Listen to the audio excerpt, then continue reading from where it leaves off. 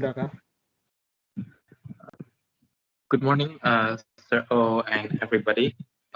So our group today, which consists of 6 members, will present to you about politeness and interaction. Next slide, please.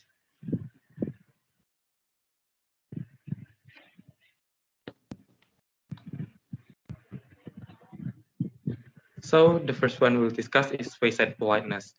In this case, face and politeness is an act of saving our face or being aware of another person's face, and the face here actually means the public self-image of a person. It refers to that emotional and social sense of self that everyone has and expects everyone else to recognize. And here is some example for you guys to see. And the first one is our daily chat between friends and uses mostly casual language and so on. And the second one, we can see that it's much more formal when we talk to our teacher or someone older than us. And next part, be explained by Audrey. Okay, so now I'm going to explain about phase ones. So in daily social interactions, people act as though their public self-image expectations are honored by other people in everyday social encounters. So face-threatening act occurs when a speaker says anything that threatens others' expectations of their self-image. And as a contrast to that, one may say something that poses a lower risk, such as face-saving act. So the following example, the first one is a scenario which people eat together, but one person is chewing very loudly and makes annoying noises that makes other people uncomfortable. So the other person would say something in a face-threatening act that can frame as close your mouth when you eat, you're not an animal. And then for the face-saving act, they might say something like, I know you're very hungry and that steak is a bit tough, but I would really appreciate it if you would chew with your mouth closed. Another example is imagine you're in a situation where someone is showing their business and then you know that she or he is not handling their business very well.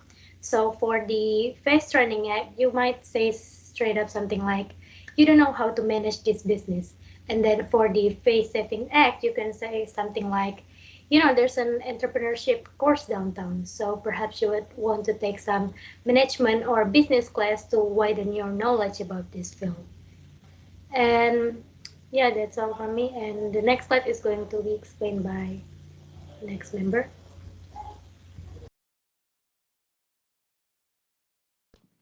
Okay, so I will explain about the negative and positive phase.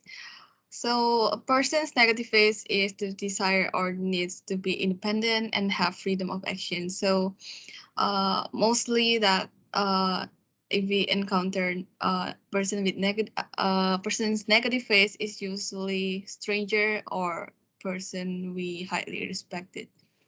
And a person's positive phase is the desire to be liked, appreciated, and accepted as part of a group. So it is more likely to occur between friends that are already close.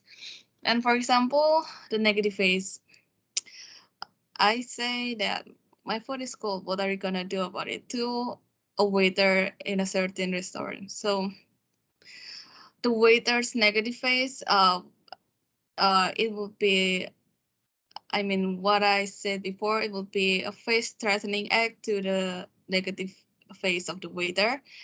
And so in order to change it into a face-saving act, I can say that my food is cold. Would the chef be able to reheat or redo it or something like that? It's like more like polite, negative politeness.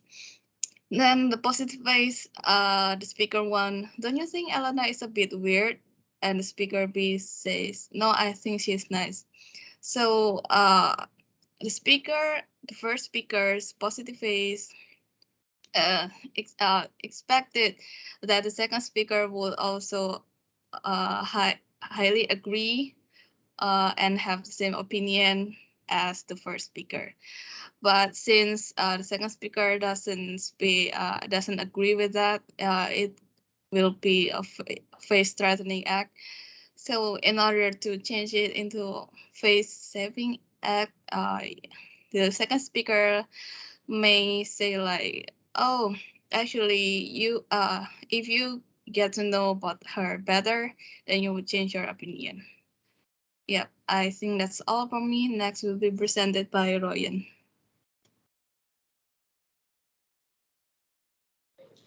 Okay, thank you, Maya. So next is about self and other.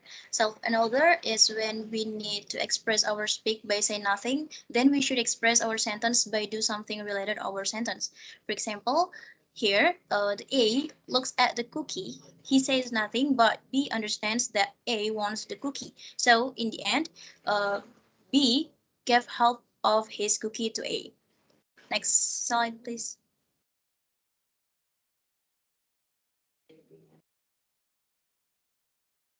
Okay, next is about off record and on record.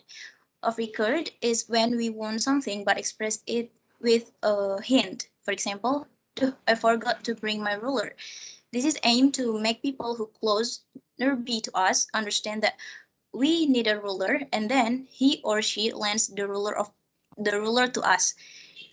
Then, both on record is a direct way to say things without any minimization of the imposition toward the hearer, since it does not attempt to minimize the threat to the hearer's face. For example, lend me your ruler. And for more polite, you can use would you or please. Would you lend me your ruler? An example here from the film Lord of the Rings. A says, if you would but lend me a ring. He hasn't finished his sentence, but B has already rejected him.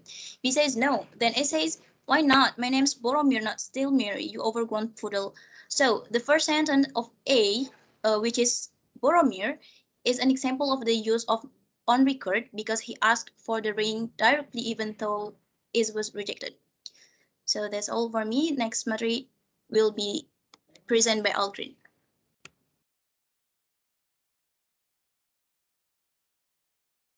Okay, so next one. Oops.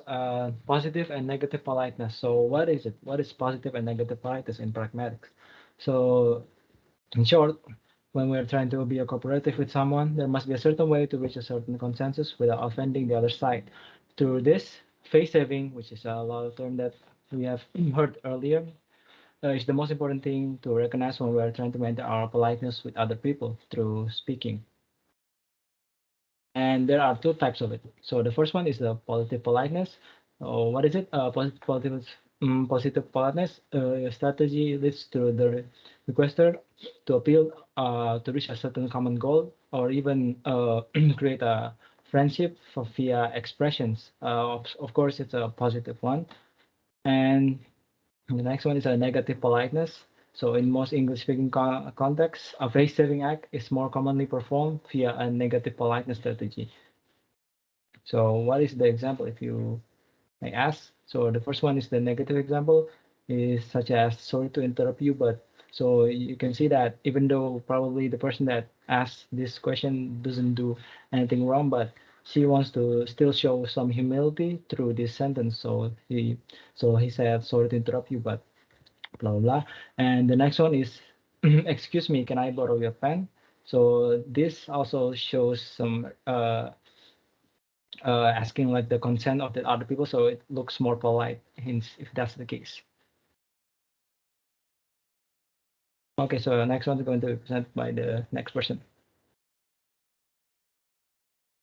Okay, so the last part is about pre-sequence. Pre-sequence is an opening part of conversation. Next slide, please.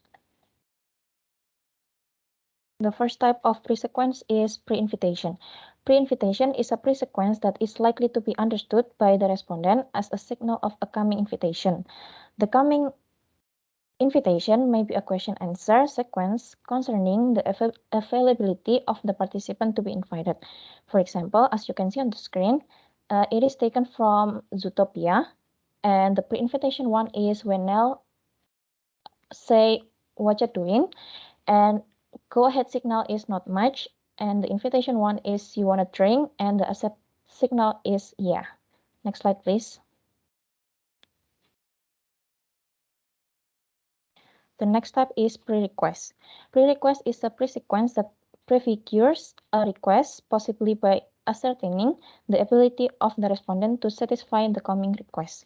As you can see on the screen, the request one is, do you have a BlackBerry Jam? And the go-ahead signal is yes. Then the request is, okay, can I have half a pin then? And the accept signal is sure. Next slide, please.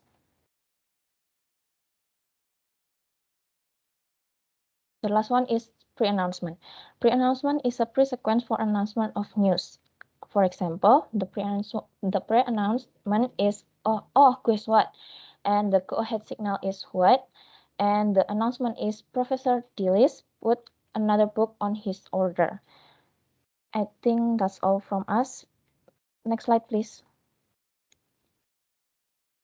Thank you for listening. Hope you enjoy the presentation. Thank you.